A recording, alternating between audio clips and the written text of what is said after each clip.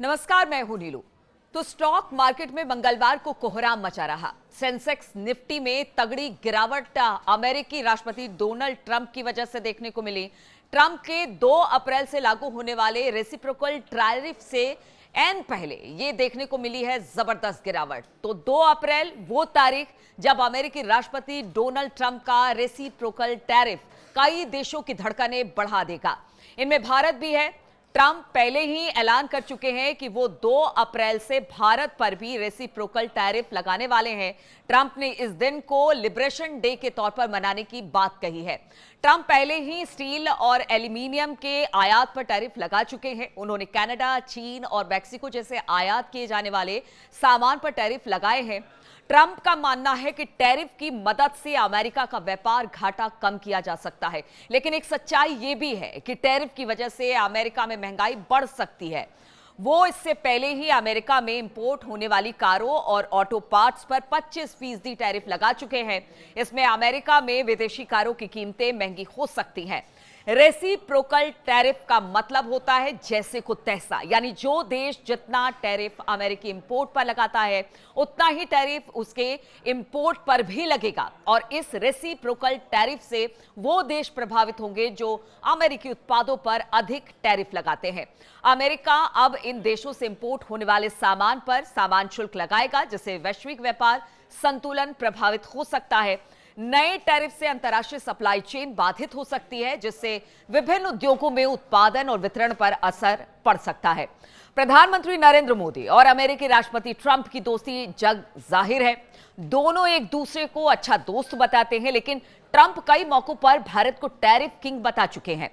Trump का कहना है कि भारत बहुत अधिक टैरिफ लगाता है, ये बहुत ब्रूटल है। ऐसे में ट्रंप अब भारत पर रेसिप्रोकल टैरिफ लगाने की तैयारी कर रहे हैं। वर्ल्ड ट्रेड ऑर्गेनाइजेशन यानी कि WTO के आंकड़ों की माने तो भारत में औसत टैरिफ जो है, औसत टैरिफ वो सबसे ज्यादा है। भारत में औसत टैरिफ 17%, जो अमेरिका में 3.3% ही है।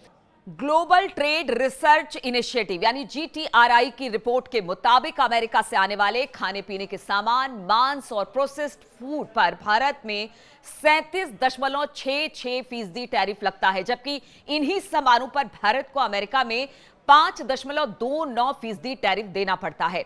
ऑटोमोबाइल पर भारत 24.14%, तो अमेरिका 1.05% टैरिफ लगाता है। शराब पर भारत 124.58%, तो अमेरिका 2.49% टैरिफ वसूलता है।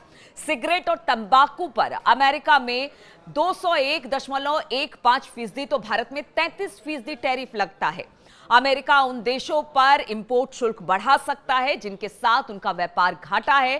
ट्रंप का दावा है कि अमेरिका बहुत कम शुल्क लगाता है, जबकि अन्य देश अमेरिकी वस्तुओं पर ज्यादा शुल्क लगाते हैं और व्यापारिक प्रतिबंध लगाते हैं। मौजूदा समय में भारतीय कृषि उत्पादों पर अमेरिका 5.3% टैरिफ लगाता है, जबकि भारत अमेरिकी कृषि उत्पादों पर 37.7% टैरिफ लगाता है। तो इस तरह यह अंतर 32.4% का हो जाता है। 2 अप्रैल से लगने जा रहे ट्रंप के रेसिप्रोकल टैरिफ का सबसे ज्यादा असर दवाओं पर पड़ेगा। भारत से अमेरिका में सस्ती दवाएं जाती है। भारत से अमेरिका $12 अरब से ज्यादा की दवाएं और फार्मा प्रोडक्ट्स लेता है। अभी अमेरिका में फार्मा प्रोडक्ट्स पर 1.06%, जबकि भारत में 9.68% टैरिफ लगाया जाता है। ट्रंप का मानना है कि टैरिफ की मदद से अमेरिका का व्यापार घाटा कम किया जा सकता है।